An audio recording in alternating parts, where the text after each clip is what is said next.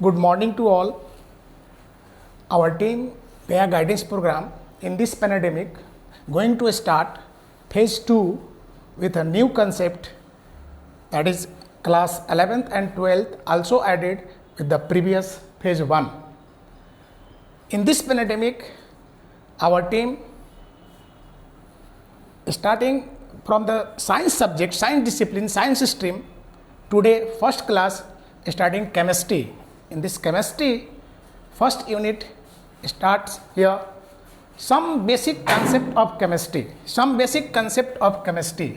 That means in class 11th and 12, total unit in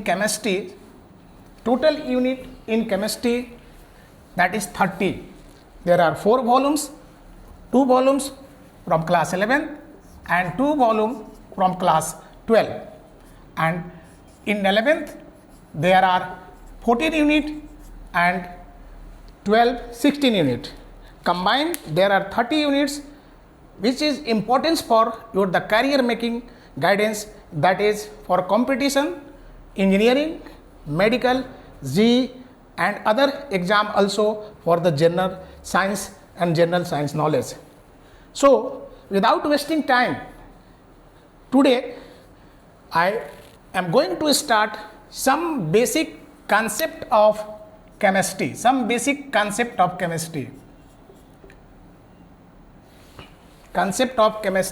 That is, what is concept? Concept of chemistry. Here, knowledge be divided into 4 categories. That one's conceptual level, understanding level, thinking level or knowledge level. Combining them, we get a knowledge and they are making our career. So student, पहले आप लोग ध्यान दीजिएगा कि हम लोग आज concept पर बात करने जा रहे हैं, साइंस के कंसेप्ट पर बात करने जा रहे हैं और हमारे पास चैप्टर भी जो है उसका नाम भी है some basic concept of chemistry. So मैं अब ये चैप्टर को स्टार्ट करने जा रहा हूँ. तो सबसे पहले आप जब चैप्टर को स्टार्ट करेंगे तो देखेंगे कि केमिस्ट्री क्या है. What is chemistry? Here chemistry is the branch of science that deals with the properties, composition and structure of element and compound, and also they transform energy between element to element, compound to compound and atom to atom, molecule to molecule. Here energy transformation play the important role for the dealing of the chemistry. In transformation of energy, chemistry play important role for our life, that is the chemistry in everyday life. Chemistry की उत्पत्ति कैसे हुई, chemistry कहाँ से आया, इसकी उत्पत्ति कैसे हुई, तो इसके लिए हमारे पूरे यूनिवर्स के जो साइंटिस्ट, जो एंसेस्टर्स थे, उन लोगों ने हमारे पास एक लैब में गोल्ड से भी बढ़िया कोई सब्सटेंस बनाने के लिए सोचा कि गोल्ड से भी बढ़िया कोई सब्सटेंस कैसे बनेगा. तो सबसे पहले यहाँ पर डिफरेंट कंट्री के साइंटिस्ट लोगों ने मिल करके सब्सटेंस को बनाना शुरू किया और उन्होंने देखा कि गोल्ड से भी बढ़िया एक सब्सटेंस बना दिया गया जो कि प्रोसलिन था और वो इससे भी बढ़िया सब्सटेंस बनाया गया. आप देख सकते हैं कि इतने साइंटिस्ट लोगों ने मिल करके 1700 के समय में ये बनाए तो प्रोसलिन नाम के एक केमिकल बना, जिसमें सबसे अगर किसी का कंट्रीब्यूशन ज़्यादा था तो वो बर्जिलियस का था. हालांकि उनके साथ लेवोशियर, बॉयल्स, डाल्टन्स ये सारे लोग मिलकर बनाए थे, लेकिन इसलिए कि बर्जिलियस का कंसेप्ट था इसलिए उनको मॉडर्न केमिस्ट्री का फादर कहा जाता है. ये हमारा केमिस्ट्री का यहाँ पर लैब से उत्पत्ति हुआ, जो कि पहले था कि केमिस्ट्री सिर्फ नेचर में होता है, इसलिए वहाँ पर ये बात कंसेप्ट में आया कि नहीं, केमिस्ट्री लैब में भी होता है. इसके बाद फिर हमारे पास आया कि केमिस्ट्री का इंपॉर्टेंस क्या है. तो आप देख सकते हैं कि यहाँ पर कुछ सिंबल के साथ इंपॉर्टेंस दिखाए गए हैं. At the rate of the in agriculture and food, हमारे लाइफ के लिए क्या चाहिए, भोजन चाहिए, कपड़ा, रोटी, मकान, ये सारे चीज़ एग्रीकल्चर से आते हैं. At the rate in agriculture and food, ये इंपॉर्टेंट है. फिर आप ध्यान से देखिए, डॉलर में दिखाएगा डॉलर इन हेल्थ एंड सैनिटेशंस. अगर आपके पास हेल्थ नहीं है तो आप कितना भी पैसा कमा के रख लीजिए, कोई फर्क नहीं पड़ता, आपके पास कुछ नहीं होगा।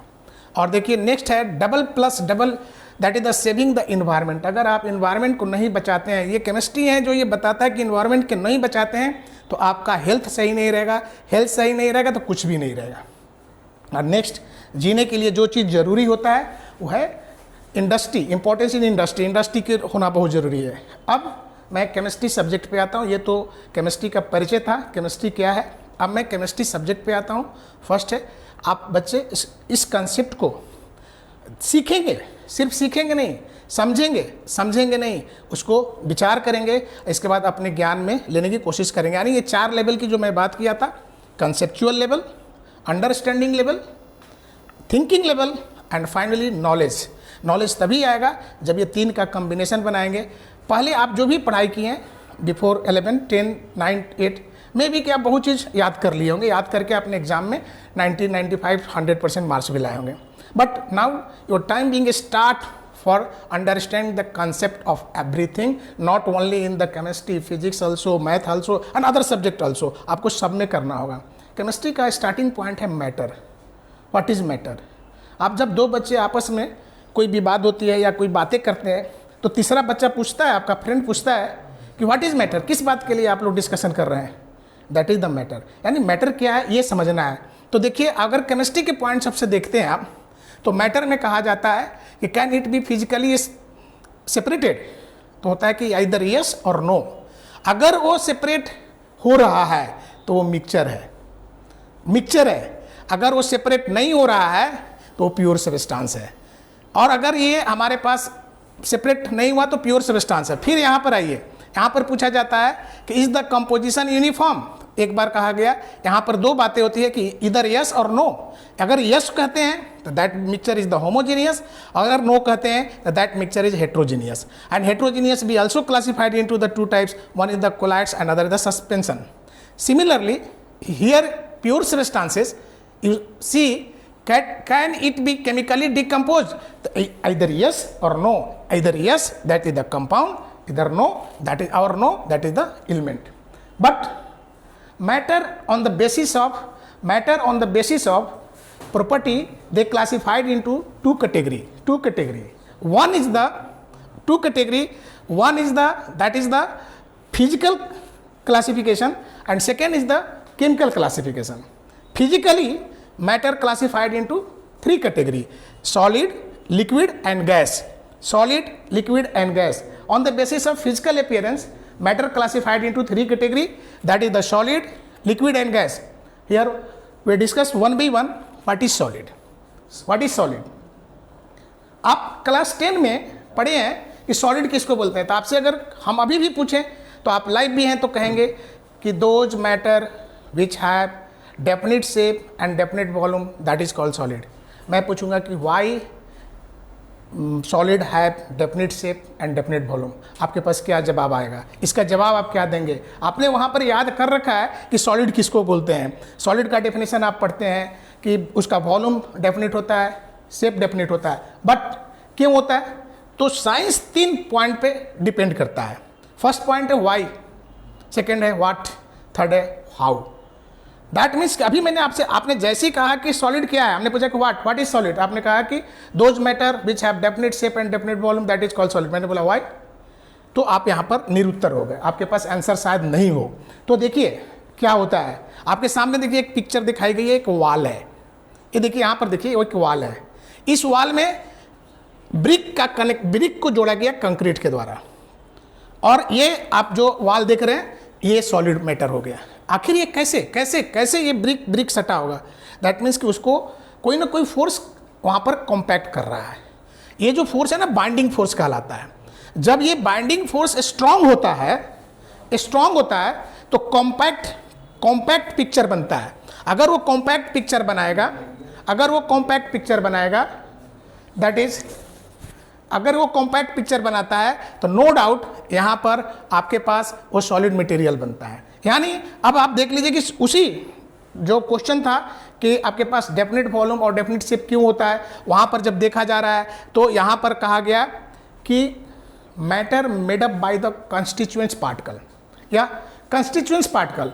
अगर वो कंस्टिट्यूएंट्स पार्टिकल से बना हुआ है तो पार्टिकल के बीच में एक स्ट्रांग फोर्स होगा। जब वो स्ट्रांग फोर्स होगा तो ऑर्डरली अरेंज होगा। जब वो ऑर्डरली अरेंज होगा तो उसका एक सर्टेन ज्योमेट्री होगा। देखिए तो शेप फिक्स हो गया। अगर सर्टेन ज्योमेट्री हो गया शेप फिक्स हो गया, और वो मैटर स्पेस में जो स्पेस ऑक्युपाई करेगा वो वॉल्यूम होगा।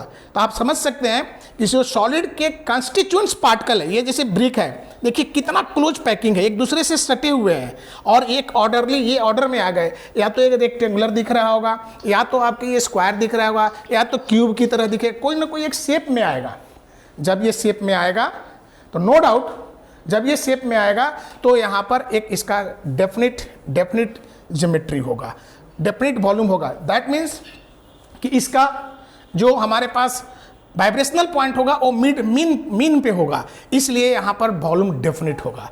और साथ में हमारे पास वॉल्यूम डेफिनिट होगा तो शेप भी इसका फिक्स हो गया। सो सॉलिड जो है आप देख रहे हैं कि अपने स्ट्रॉन्ग इंटरेक्शन फोर्स की वजह से, पार्टिकल्स के बीच में जो स्ट्रॉन्ग इंटरेक्शन फोर्स है उसके वजह से ये कंसेप्ट हमारे पास आ रहा है। इट मीन्स कि अब आप कह सकते हैं कि solid basically have strong intermolecular forces and they possessing orderly fashions and three-dimensional network with a certain geometry, and this is called solid।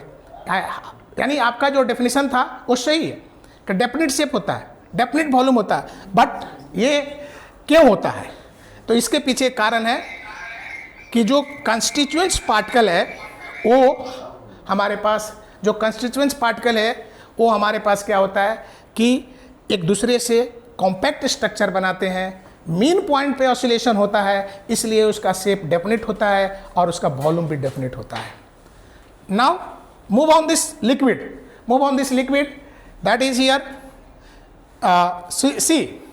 अगर मैं पूछूं कि लिक्विड क्या है तो आप कहते हैं कि सर जिसका ऐसा मैटर जिसका वॉल्यूम फिक्स होता है बट उसका शेप फिक्स नहीं होता है, ऐसा क्यों? तो आप कहेंगे sir they have the tendency to flow, वो फ्लो करने की टेंडेंसी रखता है। तो अगर वो फ्लो करने की टेंडेंसी रखता है तो यहाँ पर हमारे पास क्या होगा कि यह लिक्विड कहलाएगा। Okay, very good. बट मैं फिर से कहना चाहूँगा कि फ्लो क्यों करता है, सॉलिड क्यों नहीं फ्लो कर रहा था? तो मे बी कि आप इसका जवाब अगर आप सोचेंगे, यहाँ पर कंसेप्ट दिमाग लगाएंगे, आप प्रीवियस अगर टॉपिक को ध्यान से सुने होंगे तो आपको आइडिया मिल गया होगा। Again constituents particle of that liquid have moderate force, that is moderate force means what? That is they have the minimum forces than the solid। और ये मॉडरेट फोर्स होंगे तो पार्टिकल कॉम्पैक्ट नहीं होगा, एक दूसरे से हटे रहेंगे, सेपरेशन रहेगा। तो अगर आप कोई भी लिक्विड ले लीजिए, चाहे आप शहद ले लीजिए, वाटर ले लीजिए, पेट्रोल ले लीजिए, कोई भी लिक्विड ले लीजिए और आप स्मूथ सरफेस पे डालिए तो उसके फ्लो जो होंगे स्पीड अलग अलग होंगे। हो सकता है कि वाटर तेज़ी से फ्लो करे और शहद बहुत धीरे से फ्लो करे, but both have tendency to flow, दोनों के पास ये टेंडेंसी है फ्लो करने। कारण क्या है कि उनके बीच में जो कंस्टिट्यूएंट्स पार्टिकल है ना, उनके बीच का जो फोर्सेस है ना वीक हो गया है, इसलिए अब ये डेफिनिट शेप में नहीं जाएगा। आप जिस पॉट में रख देंगे वो उसी का शेप पकड़ लेगा, और अगर उस पे जिसमें वो उसका शेप पकड़ लेगा मतलब ये हुआ कि वहाँ पर आपके पास जो होगा वो फ्लो करने की टेंडेंसी रखेगा, तो इसलिए इसका डेफिनिट शेप नहीं होता है। बट वॉल्यूम डेफिनिट होगा, क्यों? क्योंकि जो उसमें स्पेस ऑक्युपाई करने की टेंडेंसी है ना वो उतनी ही है जितना पहले था। सो ये जो हमारा लिक्विड होता है they have definite volume but indefinite shape. ये देखिए आपका जवाब में। बट फिर से मैं कहूँगा कि कौन सा फैक्ट्स लगा, तो फैक्ट्स लगा that is the intermolecular force of constituents particle present in particular liquid, that is water, alcohol, petrol, diesel, etc. Similarly, now third one is what? Third one is the gases. Gas का definition आप जब बताते हुए 10th class में पढ़े हुए हैं कि गैस जो होता है ना तो उसका डेफिनेट शेप होता है ना तो डेफिनेट वॉल्यूम होता है, दोनों इनडेफिनिट होते हैं। आखिर दोनों इनडेफिनिट क्यों होते हैं? दोनों इनडेफिनिट इसलिए होते हैं कि गैस के बीच में जो पार्टिकल होते हैं उनके बीच का जो फोर्स होता है, जो इंटरेक्शन फोर्स कहते हैं, सॉलिड और लिक्विड के कंपेरिजन में बहुत ही कम होता है, that will be the negligible, that means the negligible forces between the constituent particle of the gaseous molecule. So molecules of gas we move in random, that means ये to and fro motion में इधर उधर भटकते रहते हैं, ये कभी compact नहीं होते हैं. और आप यहाँ देख सकते हैं कि यहाँ पर दिखाया जाए कि चिमनी से ये CO2 निकल रहा है और देखिए कैसे ये स्कैटर करते जा रहा है. अब इसका वॉल्यूम कैसे आप फिक्स करेंगे?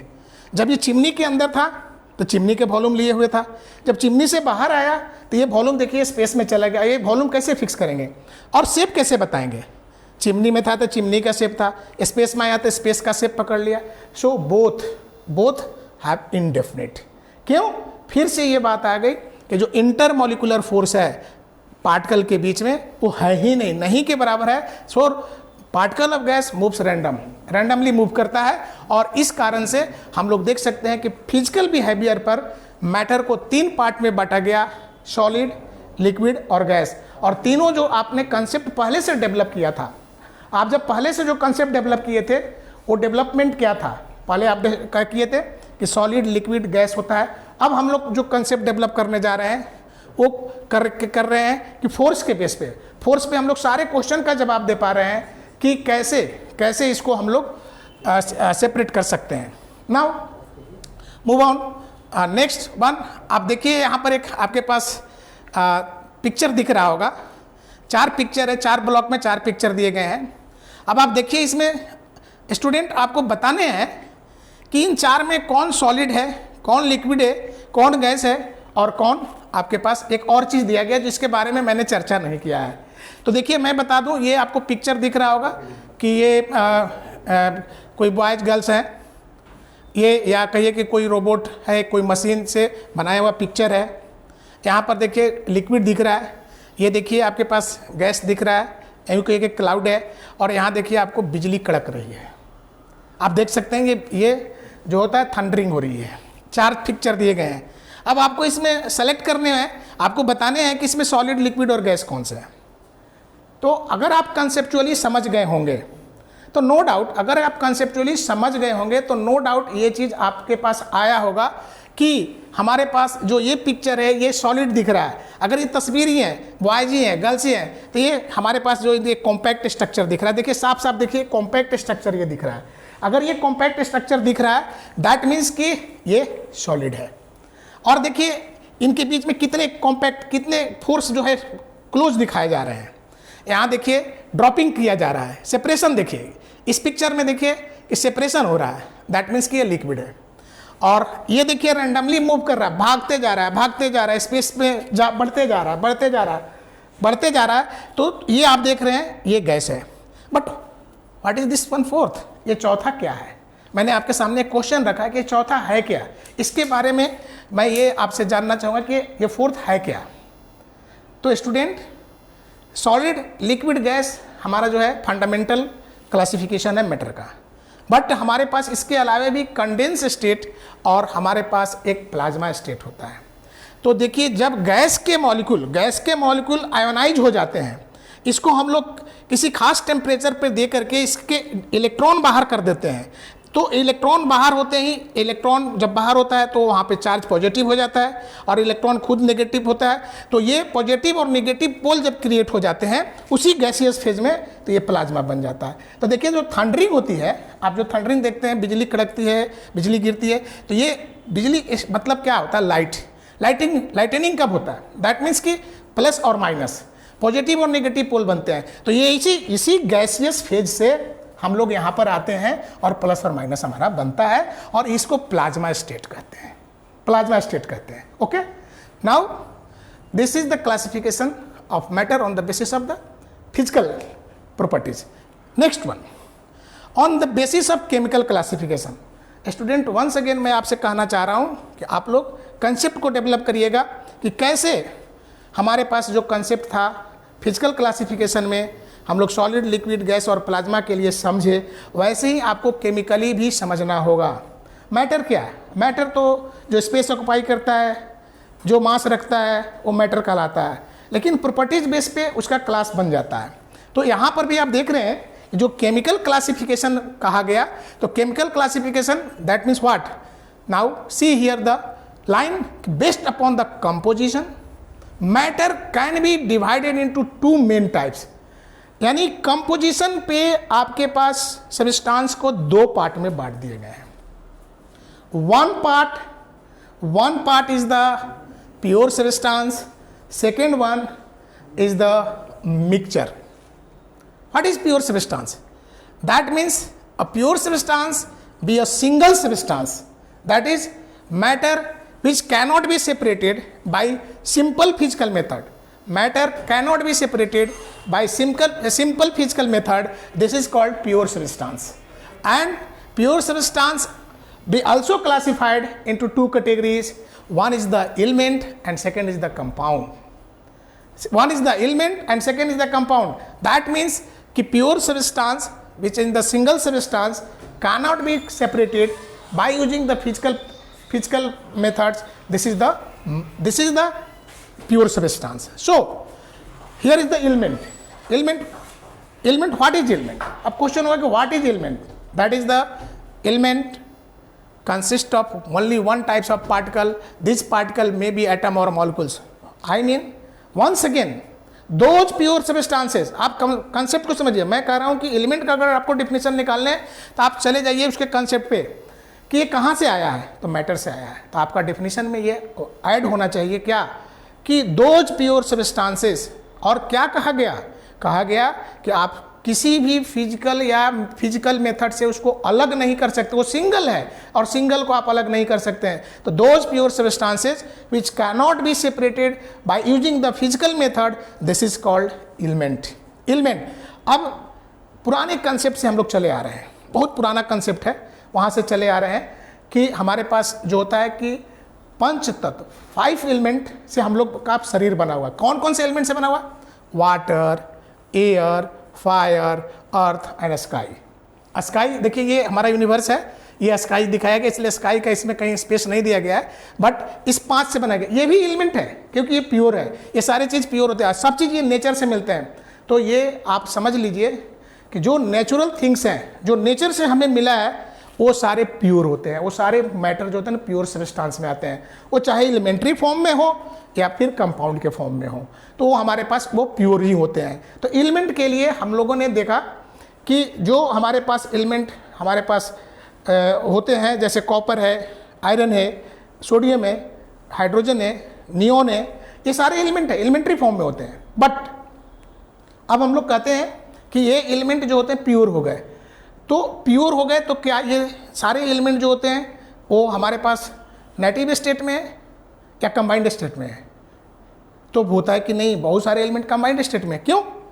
क्योंकि एलिमेंट बहुत सारे रिएक्टिव भी होते हैं और बहुत सारे एलिमेंट जो होते हैं लेस रिएक्टिव भी होते हैं या हमारे पास इन रिएक्टिव भी होते हैं.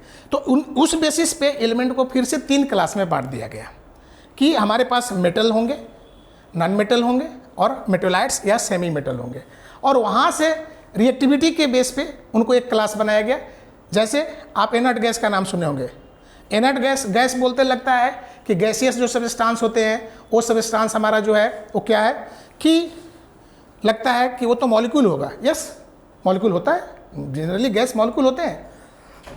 बट मैं आपको बता दूं कि जो एलिमेंट्री फॉर्म होता है, जो एलिमेंट्री फॉर्म है, जैसे हीलियम, नियन, आर्गन, क्रिप्टन, जेनम, ये सब क्या है हमारे पास मोनोएटॉमिक गैस है. इनके एटॉमिसिटी 1 होता है, इसलिए इसके एलिमेंट्री फॉर्म में सिंगल एटम ही लिखे जाते हैं. इसमें कहीं पर कोई हमारे पास कोई डायटोमिक या ट्राई एटॉमिक फॉर्म नहीं होता है. दैट मीन्स कि हमारे पास एलिमेंट का जो अगला क्लासिफिकेशन होगा वो यूनिट 3 है. क्लासिफिकेशन ऑफ एलिमेंट एक हमारा यूनिट ही है, केमिस्ट्री में 3rd यूनिट है. उसमें हम लोग पढ़ेंगे कि एलिमेंट में मेटल, नॉन मेटल और मेटोलाइट्स के बीच में कैसे सेपरेशन करते हैं. अभी तो मैं टॉपिक पे आ जाता हूँ, अपने टॉपिक पे. तो पहला तो हम लोगों ने किया कि प्योर सब्सटेंस में हमारे पास जो हो गया एलिमेंट हो गया. अब मैं दूसरे देखिए, आप यहाँ पर प्योर सब्सटेंस में एक एग्जांपल आपको देखिए. केमिकल एलिमेंट में टीन, सल्फर, एक मेटल एक नॉन मेटल. फिर देखिए कंपाउंड में ले गया शुगर, वाटर, एक हमारा ऑर्गेनिक है, दूसरा इनऑर्गेनिक है. फिर देखिए आपके पास क्रिस्टल में लिया गया सॉल्ट और प्रोटीन क्रिस्टल लिया गया. तो ये हमारे पास 3, मतलब कि आप ध्यान से देखेंगे तो ये सारे जो है हमारे पास जो है प्योर मटेरियल होते हैं. अब इसके बाद हम लोग आगे बढ़ते हैं कि जो कंपाउंड पे आते हैं। कंपाउंड में जब कहा गया तो देखिए यहाँ पर कहा गया कि एक इनऑर्गेनिक कंपाउंड है, एक ऑर्गेनिक कंपाउंड है। देखो स्टूडेंट, आप लोग यहाँ पर अच्छे से क्लासिफिकेशन को समझिएगा, क्योंकि ये कंफ्यूजिंग है। केमिस्ट्री में किसको ऑर्गेनिक कहें, किसको इनऑर्गेनिक कहें, तो जो बेसिक हमारा डेफिनेशन होता है कि compound made up by carbon is called organic. But यहीं पे कंफ्यूजन है कि CO2 क्या है, कार्बन से बना है। CO क्या है, कार्बन मोनोऑक्साइड क्या है, वो भी कार्बन से बना है। C2O3 कार्बन सब ऑक्साइड है, वो किससे बना, वो क्या है। तो आपके सामने अगर कंसेप्ट नहीं रहा तो आपको मुश्किल हो जाएगा। क्या मुश्किल होगा? मुश्किल ये होगा कि आप कैसे ये बताएंगे, ये कैसे बताएंगे कि हमारे पास कार्बन से बनने वाले सारे कंपाउंड जो होते हैं वो हमारा ऑर्गेनिक ही होते हैं। दैट मीन्स कि यहाँ भी सेपरेशन है, but mostly compound made from the element carbon, they are called organic compound. But some of example be here, that is this one, we carbon monoxide, carbon dioxide, carbon suboxide, and other some of the halides and phosphide also be the inorganic compound. Okay, now inorganic compound except carbon, जो carbon के अलावे compound बने हुए हैं, जो carbon के अलावे compound बने हुए हैं, जो कार्बन के अलावे कंपाउंड बने हुए सब इनऑर्गेनिक कंपाउंड कहलाएंगे। अब जैसे इनऑर्गेनिक कंपाउंड और ऑर्गेनिक कंपाउंड के बीच में अगर सेपरेशन करना है तो आप अगर कार्बन से बने हुए कंपाउंड जैसे alkane, alkene, alkyne, that is the saturated, unsaturated, alcohol, कोई भी अल्कोहल ले लीजिए, aldehyde, ketone, that means other also. Here is the point be noted कि कार्बन में ऑर्गेनिक कंपाउंड से बने हुए सारे हमारे ऑर्गेनिक हो गए, और जो ऑर्गेनिक कार्बन से नहीं बने हुए वो सब इनऑर्गेनिक हो गए। अब इनऑर्गेनिक में एग्जांपल देख रहे हैं कॉमन साल्ट, जिसको हम लोग NaCl भी बोलते हैं, सिंपली इसको हम लोग नमक बोलते हैं, मार्बल कैल्शियम कार्बोनेट को बोलते हैं, जिप्सम कैल्शियम सल्फेट 2H2O को बोलते हैं, वॉशिंग सोडा के बारे में आप जानते हैं। ये सारे जो है इनऑर्गेनिक कंपाउंड है। और ऑर्गेनिक का बहुत बड़ा एरिया है, क्योंकि कार्बन में जो होता है ना, केटेनेशन होता है, कार्बन में चेन लिंकिंग होता है, वो लिंक करता है, सेल्फ लिंकिंग प्रॉपर्टी रखता है। तो अगर आप एल्केन की बात करेंगे तो काउंट नहीं कर पाएंगे कि how many number of alkane in organic compound. So here question raise कि how can you distinguish between the organic and inorganic. तो वंस अगेन हम लोग मैं यही कहूँगा कि they can be divided on the basis of the chemical bonding. Carbon और oxygen के बीच का बॉन्ड, कार्बन और हाइड्रोजन के बीच का बॉन्ड, कार्बन और हाइड्रोजन के बीच का bond, that depends upon that is the forces, binding forces. Once again वहाँ भी फिर ये आएगा, बट ये चीज़ आप समझ लीजिए कि ऑर्गेनिक कंपाउंड कार्बन से ही बने होते हैं। ऑर्गेनिक का डेफिनेशन क्लियर है। बस अगर मैं 2-3 एक एग्जाम्पल दिया जो कि आपको लग रहा है कि वो ऑर्गेनिक नहीं है, तो यस वो ऑर्गेनिक नहीं है, वो इनऑर्गेनिक ही है। तो आप बॉन्डिंग में वहाँ पर एक सेपरेशन हम लोग को मिलेगा कि जब आयनिक और कोवेलेंट बॉन्ड के बीच में हम लोग डिस्टिंक्शन पढ़ते हैं तो वहाँ पर आता है कि एक फोर्स, एक जो बॉन्ड है वो डायरेक्शनल होता है और दूसरा जो होता है हमारे पास नॉन डायरेक्शनल होता है। उस समय ये क्लासिफिकेशन हम लोग को वहाँ पर और बढ़िया से समझ में आता है। अब ये कुछ एग्जाम्पल्स देखेंगे आप यहाँ पर कि ये देखिए ऑर्गेनिक वर्सेस इनऑर्गेनिक कंपाउंड में, ये देखिए आप लोग थोड़ा सा यहाँ देखिए डीएनए आप जानते होंगे, dinucleic acid, that is methane, ethanol, sugar, that is here.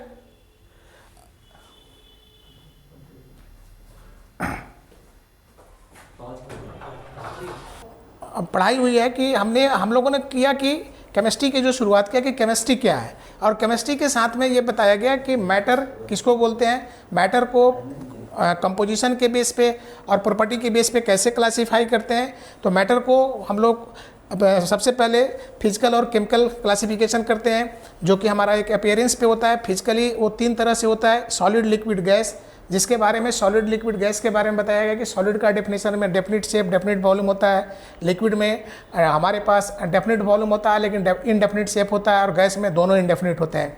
तो इस पे ये था कि वाटर, सॉलिड, लिक्विड, गैस, ये तो आपने पहले पढ़ाई किया है।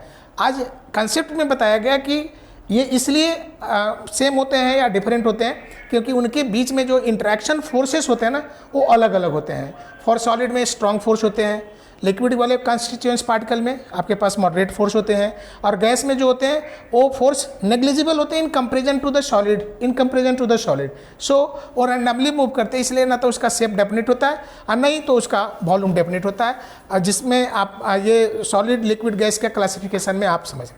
दूसरी बात था कि कंपोजिशन बेस्ड पे हम लोग कहे थे, यानी केमिकल कंपोजिशन बेस्ड पे कहे थे कि सॉलिड हमारा दो तरह का होता है, एक प्योर सब्सटेंस होता है और एक हमारा मिक्सचर होता है। प्योर सब्सटेंस फिर से क्लासिफाई किया गया तो वो दो प्रकार का था, एक हमारा एलिमेंट होता है, दूसरा कंपाउंड होता है।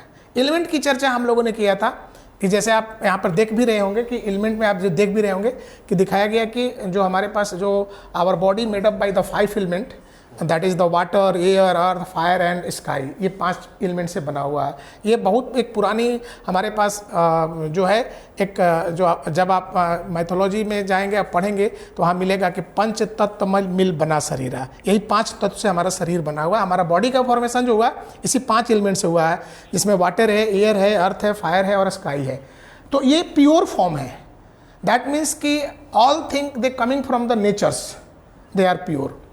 That means after mixing with another and human to human behavior be change, now that element be impure। ये impure हम लोग कर देते हैं, हम लोग के पास जब वो मैटर आता है तो उसको हम लोग impure करते हैं। अदरवाइज नेचुरली जितने भी हमारे पास मैटर मिलते हैं ना वो सारे प्योर होते हैं। तो ये हमारे पास उसमें था कि एलिमेंट, और फिर हमारे पास था मिक्सचर। एलिमेंट के बाद था हमारे पास कंपाउंड। कंपाउंड में अगर हम लोग देखते हैं तो कंपाउंड हमारा जो होता है वो दो तरह का होता है, एक ऑर्गेनिक और एक इनऑर्गेनिक में। यहाँ भी मैंने बताया था कि मोस्टली 99.9% जो कंपाउंड होते हैं ना वो कार्बन से बने होते हैं, that is the organic compound उसको बोलते हैं। कुछ एक एग्जाम्पल जैसे कार्बन डाइऑक्साइड, कार्बन सब ऑक्साइड, कार्बन मोनोऑक्साइड कि ये जो होते हैं वो on the basis of their binding forces पे डिपेंड करता है, वहाँ से वो अलग हो जाता है। और वहाँ के बाद फिर अगर हम लोग आगे बढ़ते हैं तो जो ऑर्गेनिक और इनऑर्गेनिक जो ये पढ़ाई थी यहाँ पर हम लोग थे ही यहाँ पर कर रहे थे कि ऑर्गेनिक में और इनऑर्गेनिक में जो फ़र्क होता है कि compound made up by carbon, that is the organic compound, and except carbon this is the inorganic. आप देख सकते हैं कि टेबल सॉल्ट, इसका फार्मूला NaCl होता है, इसमें कहीं भी कार्बन नहीं है। Hydrochloric acid, the formula HCl, H और Cl, यहाँ कहीं भी कार्बन नहीं है।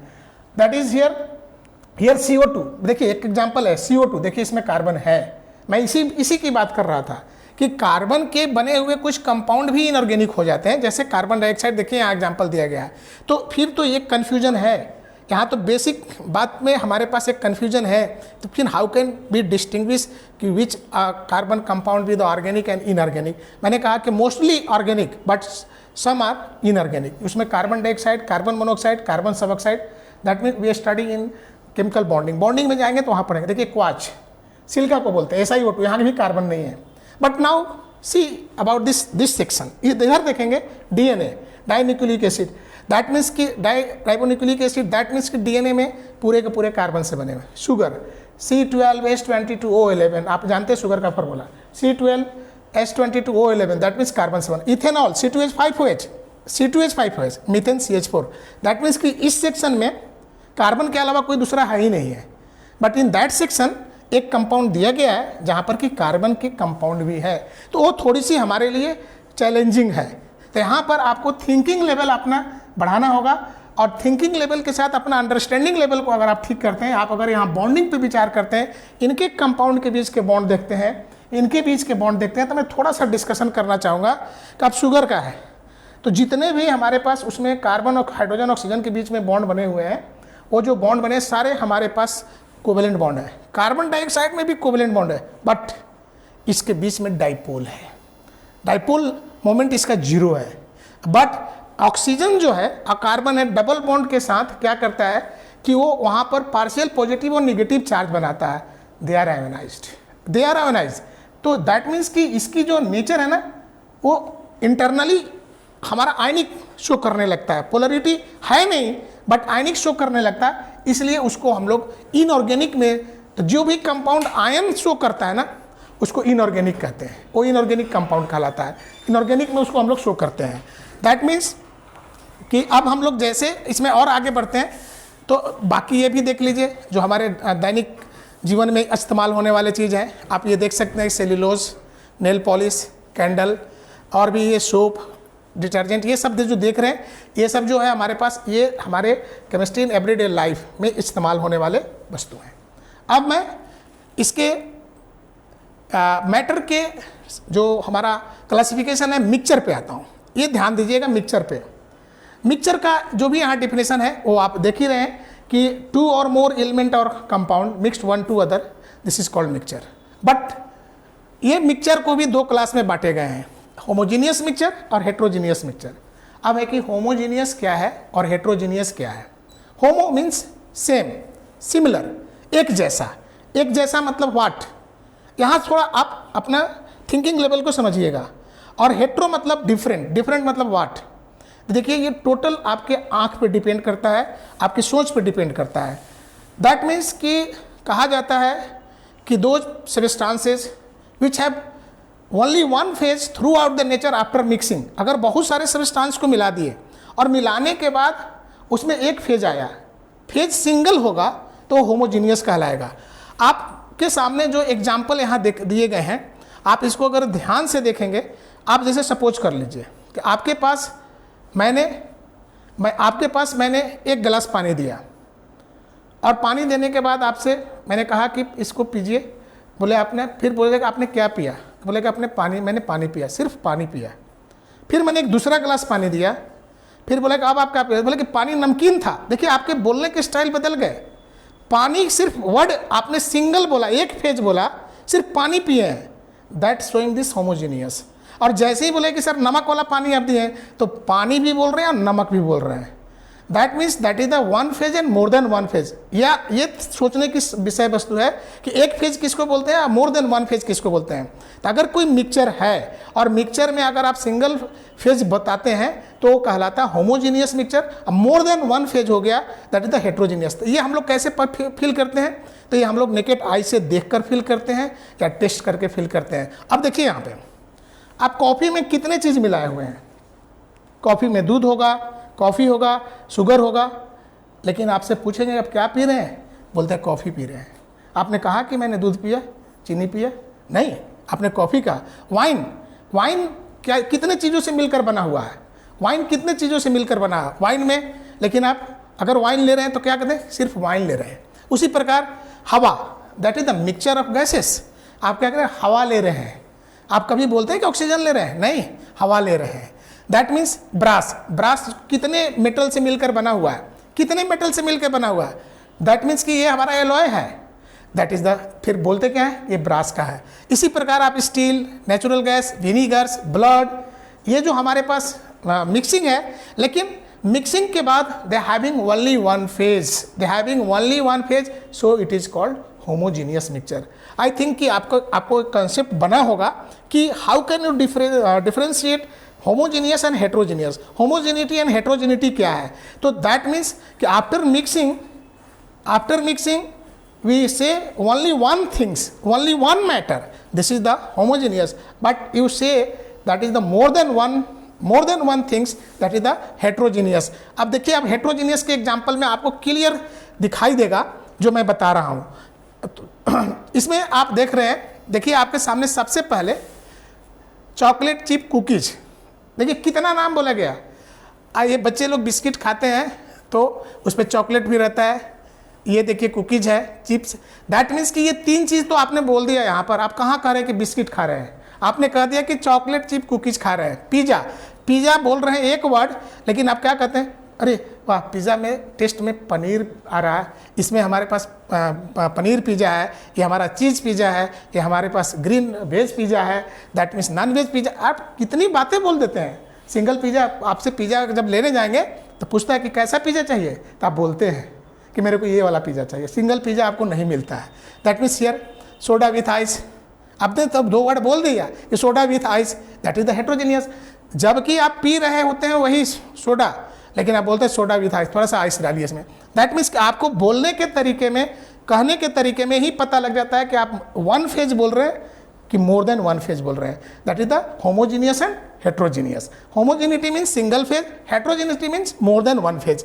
अब ये देखिए हमारे पास मैटर का क्लासिफिकेशन, ये एक टॉपिक मैंने आपको बताया। इस चैप्टर में टोटल आपके पास 9 टॉपिक हैं, जिसमें एक टॉपिक का मैंने डिस्कशन अभी किया है और मैं आगे बढ़ना चाह रहा हूँ कि आगे मैं अब देखिए उसी मैटर का अब प्रॉपर्टीज की डिस्कशन जिस पे आप क्लास किए थे, अब ये दूसरा टॉपिक शुरू हो गया जिस पे आप क्लास किए थे। 2 तरह के हम लोगों ने क्लास किया था, क्लासिफिकेशन फिजिकली एंड केमिकली। अब ये इस प्रॉपर्टी बेस पे आ गया। अब थोड़ा ध्यान दीजिएगा कि प्रॉपर्टीज बेस क्या होता है। देखिए फिजिकल प्रॉपर्टीज में एग्जांपल दिया गया appearance, texture, colour, order, melting point, boiling point, density, solubility, freezing point etcetera. That means कि फिजिकल प्रॉपर्टी क्या है। आप सभी बच्चे क्लास में बैठे होते हैं, 30-40 बच्चे हैं, सबका फिजिकल अपीयरेंस अलग अलग है। This is the physical property. सब लोग एक ही ड्रेस कोड में आए हुए हैं, लेकिन सबके फेस की बनावट, कलर सब अलग अलग होते हैं। This is the physical behaviour, ये हमारा फिजिकल होता है। दैट मीन्स कि जो हमारा ऑब्जर्वेशन होता है, जो हम लोग नेकेड आई से किसी चीज़ को ऑब्जर्व करते हैं और जब डिफ्रेंशिएट कर पाते हैं कलर के लिए, टेक्सचर के लिए, अपीयरेंस के लिए, या फिर किसी सब्सटेंस की बात करते हैं, उसका मेल्टिंग पॉइंट, बॉइलिंग पॉइंट, तो उस प्रॉपर्टी को हम लोग फिजिकल प्रॉपर्टी बोलते हैं। सिंपल सा कंसेप्ट रखिएगा दिमाग में कि अपीयरेंस चेंज, उसका temperature change, colour change, order change, smell change, this is the physical property. ये फिजिकली हम लोग इसको अपीयर करते हैं। नाउ केमिकल प्रॉपर्टी में क्या होता है? केमिकल प्रॉपर्टी में रिएक्शन होगा, एक्शन और रिएक्शन दिखाई देगा आपको। यहाँ एग्जांपल में दिखाया गया कि एबिलिटी टू बर्न, कोई चीज़ जलेगा, जलने के बाद, जलने से पहले कैसा था, जलने के बाद कैसा दिख रहा है। फिजिकल प्रॉपर्टी में ऐसा कुछ नहीं है, जैसा था वैसा ही रहेगा वो। जैसे आप बैठे हुए हैं, मैं पढ़ा रहा हूँ, जैसे हम पढ़ा रहे हैं वैसे ही हैं, आप जैसे बैठे हैं शुरू से लेकर अंत तक वैसे ही हैं। बट अगर यहाँ पर जो बातें केमिकली चल रही है, जो मैंने शुरू में बोला और अभी जो बोल रहे हैं, शुरू की बात अभी मैं नहीं बोल रहा हूँ, अभी मैं दूसरा कुछ बोल रहा हूँ, ये चेंज हो रहा है। दैट मीन्स कि अब एबिलिटी टू बर्न, अब कोई चीज़ को जला देते हैं, जलने से पहले कैसा था, जलने के बाद दिस इज द रिएक्टिविटी। वो देखा गया कि जलने के बाद वो छोटा हो गया, क्यों छोटा हो गया, this is the chemical property. ये केमिकल प्रॉपर्टी होता है। वो अपने आइडेंटिटी को खो देगा। फिजिकल प्रॉपर्टी में आइडेंटिटी को नहीं खोएगा, बट केमिकल प्रॉपर्टी में अपने आइडेंटिटी को खो देगा। जहाँ आइडेंटिटी खो दिया मतलब कि वहाँ रिएक्टिविटी आया और कोई चेंज हुआ। इसलिए फिजिकल प्रॉपर्टी और केमिकल 2 तरह के हमारे पास मैटर के प्रॉपर्टी होते हैं। अब यहाँ पर इसकी मेजरमेंट कैसे करते हैं, तो अब हमारे पास मेजरमेंट करने के लिए, किसी चीज़ को मेजर करने के लिए, जैसे मैं अगर आपके सामने बोल रहा हूँ 2, 3, 4, 10, इसके आगे कुछ नहीं बोल रहा हूँ, तो आप कहेंगे सर 1 2 सीख रहे हैं या सिखा रहे हैं। 1 2 सीख रहे हैं या 1 2 सिखा रहे हैं, आप कुछ कर नहीं रहे हैं। जबकि मैं कह रहा हूँ कि, लेकिन मैं जैसे ही बोला 2 मीटर, 2 सेकेंड, 2 kg, आप समझने लगे ओ सर यूनिट बोल रहे हैं। दैट मीन्स कि मेजरमेंट करके कुछ बोल रहे हैं। जैसे मेरे पास ये पेन है, अगर ये पेन है तो मैं पूछूंगा कि इसका लेंथ कितना है, तो कोई बच्चा बोलेगा कि 10, कोई बोलेगा 20। अभी क्या बोल रहा है 10 20 पता नहीं चलेगा, लेकिन कोई बोला कि 10 सेंटीमीटर, कोई बोलेगा 20 सेंटीमीटर, पता चल गया कि ये बच्चे ने लेंथ मेजर करके बताया। इसका वेट बताया कि 2 ग्राम, 5 ग्राम। दैट मीन्स कि वो दैट इज द मेजरमेंट। तो उस मैटर का मेजरमेंट कैसे करेंगे, उस सब्सटेंस का मेजरमेंट कैसे करेंगे। आपने फिजिक्स में पढ़ेंगे या पढ़े होंगे, यूनिट एंड डायमेंशन करके एक यूनिट है, फर्स्ट यूनिट ही होता है। क्लास 11 में या क्लास 10 में भी आपको पढ़ने होते हैं। तो उसी मेजरमेंट को हम लोग यहाँ पर यूनिट से स्टार्ट करते हैं, उसी को हम लोग उसी मेजरमेंट को यूनिट से शुरू करते हैं। और बेसिकली यूनिट का जो कंसेप्ट आया वो फिजिक्स से नहीं आया, वो केमिस्ट्री से ही आया। कैसे आया, आप इसमें देखेंगे कि 7 बेसिक यूनिट होते हैं, जिसमें से 3 फंडामेंटल यूनिट हैं। 3 फंडामेंटल यूनिट हैं, लेंथ होता है, हमारे पास मास होता है और टाइम होता है। तो ये जो मास, लेंथ और जो टाइम होता है वो 3 फंडामेंटल प्रॉपर्टी होते हैं। बट ये 3 फंडामेंटल प्रॉपर्टी के साथ 4 और बेसिक यूनिट जोड़ेंगे, सब मिला के 7 बेसिक यूनिट है जो कि ये आपको ज़रूरत पड़ता है।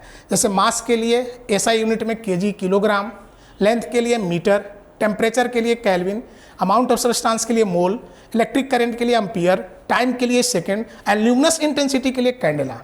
अब आप सोचिए कि मैं किस बेसिस पे कहा कि they are coming from the chemistry, not from the physics, because all this measurement have a prototype,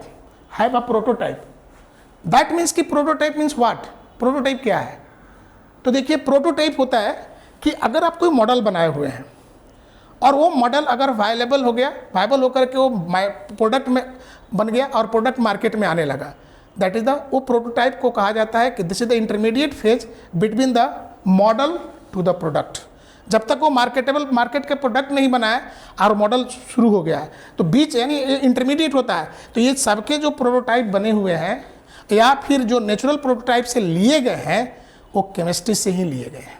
अब देखिए मैं एक एक करके इनके डेफिनेशन में जाता हूँ तो आपको ये क्लियर होगा यहाँ पर कि आप देखेंगे। सबसे पहले मैं लेंथ को लेता हूँ कि लेंथ को लेता हूँ, फिर या मास को लेता हूँ, तो आपको यहाँ पर भी एक चीज़ मिलेगा कि कहाँ से कैसे ये करके ये बनाया गया है। तो जैसे अगर लेंथ की बात करते हैं तो लिखता है कि the metre symbol M is the SI unit of length it is defined by, अब यहाँ से शुरू होता है प्रोटोटाइप, नेचुरल प्रोटोटाइप है, taking the fixed number numerical value of the speed of light in vacuum, that is the speed of light C. सारे बच्चे को पता है कि स्पीड ऑफ लाइट कितना होता है, ये तो वैल्यू इतना एग्जैक्ट वैल्यू है, लेकिन हम लोग इसको राउंड अप करके लिखते हैं कि 3.3 इंटू 10⁸ मीटर पर सेकेंड हम लोग लिखते हैं, बट ये रियल वैल्यू यही होता है। हमारे पास जो लाइट सन से आता है 1 सेकेंड में इतना मीटर दूरी तय करता है। इसको हम लोग राउंड अप करके 3 lakhs कर देते हैं। दैट मीन्स कि ये हमारे पास जो वैल्यू है इसको एक्सप्रेस करके हम लोग लाते हैं यूनिट मीटर पर सेकंड में, कि पर सेकंड में इस स्पीड से लाइट चलते हैं, इतना मीटर को वैरी करता है ये। तो दैट मीन्स कहता है कि आपको पता है कि 1 सेकंड में कितना दूरी तय किया है। तो अगर 1 सेकंड की दूरी हमको पता है तो हम लोग क्या करेंगे कि लिखेंगे कि 1 मीटर में 1 मीटर कितना होगा, तो 1/3 इंटू 10⁸ से अगर डिवाइड कर देंगे तो वो 1 मीटर हो जाएगा। This is the prototype of 1 metre. This is they coming from the natures. ये नेचर प्रोटोटाइप से ये सन से लिया गया, क्योंकि सन का लाइट आता है वो हमारा प्रोटोटाइप नेचुरल प्रोटोटाइप है, वहाँ से लिया गया। और ये 3 इंटू 10⁸ है, 1 से डिवाइड कर दिए तो ये इतना मीटर है, और जैसे ही उसको 1 से डिवाइड किए वो 1 मीटर के बराबर हो गया। दैट मीन्स कि ये 1 मीटर का डेफिनेशन यहाँ से आया। सेकेंड हमारे पास किलोग्राम है, ये ऐसा यूनिट है, हमारे पास मास का ऐसा यूनिट है। इसमें कहा गया कि taking the fixed numerical value of the Planck constant this one when expressed in the unit joule second which is equal to kg metre square per second, where the metre and the second are defined in the terms of the velocity and that is the speed of light and general velocity. आप यहाँ पर differentiate कर सकते हैं। Kilogram का actual prototype जो है Geneva में है, जो कि सीजियम 133 और प्लेटिनम को मिला करके एक वेट वहाँ रखा गया है, जो कि उसी वेट को 1 kg कहा जाता है। वो एक प्रोटोटाइप बना हुआ है, एक वो स्केल बना हुआ है वहाँ पर, और उसी पार्ट्स को हम लोग कहते हैं किलोग्राम, 1 किलोग्राम कहते हैं। सिमिलरली अगर आप टाइम के लिए जाएंगे तो टाइम में भी देखिए डेफिनेशन जो मिला है, यहाँ पर फिर एक प्रोटोटाइप लिया गया है, वहाँ सीजियम प्लेटिनम का इस्तेमाल हुआ था। यहाँ देखिए सीजियम का फ्रीक्वेंसी लेकर के बनाया गया है, जो कि 133 यहाँ पर सीजियम है, और ये हमारे पास न्यूमेरिकल वैल्यू है। इस न्यूमेरिकल वैल्यू को ट्रांसफर करके हर्ट्ज को पर सेकंड में बना करके 1 सेकंड किसको बोलते हैं, ये देखिए ये प्रोटोटाइप स्टार्ट किया है। अब यहाँ पर 2 चीज़ आपको समझने में परेशानी होगी कि कहा गया है कि unperturbed ground state hyperfine transition frequency of the caesium 133।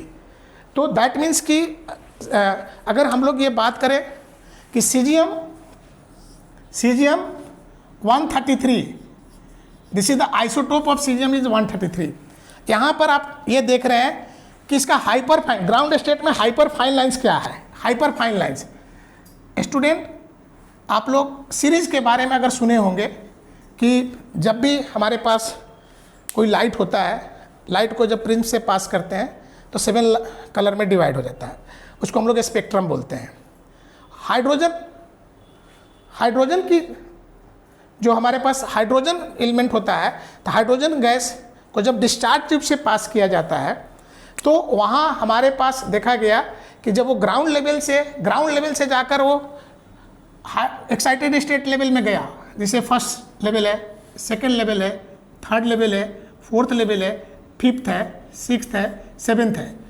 अब ये लाइन जो होते हैं, यहाँ से इलेक्ट्रॉन यहाँ से ग्राउंड स्टेट में है, यहाँ पे ये ग्राउंड स्टेट है, यहाँ से शुरू होते हैं, ये हमारा फर्स्ट सेल होता है। यहाँ से ये इलेक्ट्रॉन यहाँ से ऊपर एक्साइट होते होते ऊपर गया, और जब डिस्चार्ज ट्यूब का हम लोग एनर्जी टेम्परेचर को रोक देते हैं तो फिर ये नीचे आने लगता है।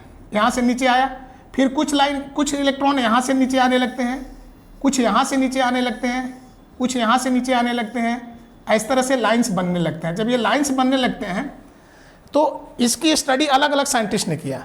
हाइड्रोजन के लिए, पर्टिकुलर मैं हाइड्रोजन के लिए बता रहा हूँ तो सीजियम पा रहा हूँ, इसको लाइमन ने स्टडी किया, इसलिए इसका नाम हो गया लाइमन सीरीज। इसी प्रकार से हमारे पास दूसरे जब आए तो इसी प्रकार से लाइंस बनने शुरू हुए। जब लाइंस बनने शुरू हुए तो इसको बाल्मर ने स्टडी किया, इसलिए इसका नाम हो गया बाल्मर।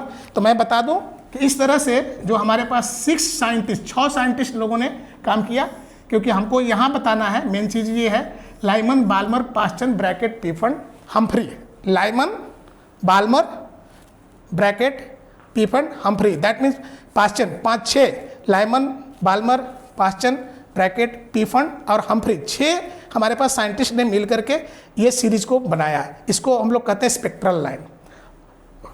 स्पेक्ट्रल लाइन में ही जब ये इलेक्ट्रोमैग्नेटिक फील्ड से गुजरता है तो ये छोटे छोटे पार्ट्स में बढ़ जाता है, जिसको हम लोग फाइन स्पेक्ट्रम बोलते हैं। This is called hyper lines. यही हाइपर लाइन्स है, मैं इसी की बात कर रहा था। तो similarly in the case of hydrogen जो हाइपर लाइन्स बनते हैं, वैसे सीजियम हमारा जो मेटल है, ये मेटल में भी हाइपर लाइन्स बनते हैं। और यही हाइपर लाइन्स के बारे में कहा गया कि सीजियम 133 हमारे पास जो होते हैं, और इसमें जो उतना फ्रीक्वेंसी है 91, 92, 63, 17 एंड 70, 17 एंड 70, 17 एंड 70 से जो पार्ट्स मिलते हैं वो 1 सेकेंड कहलाते हैं।